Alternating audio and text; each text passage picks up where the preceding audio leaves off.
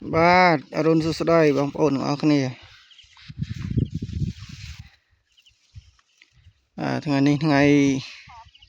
ទី3បាទខែមេសា2025សកម្មភាពបំបែក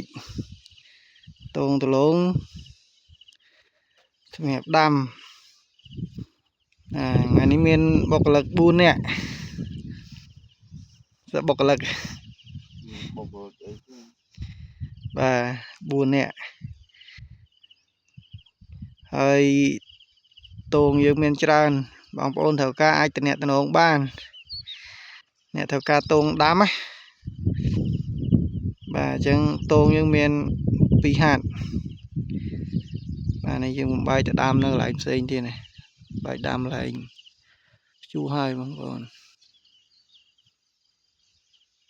បុគ្គលិកទៅអ្នកធ្វើការទៅគេអញ្ចឹងបងប្អូនត្រូវការ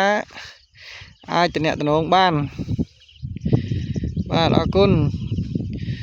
ជម្រាបលាជួបគ្នាវីដេអូក្រោយ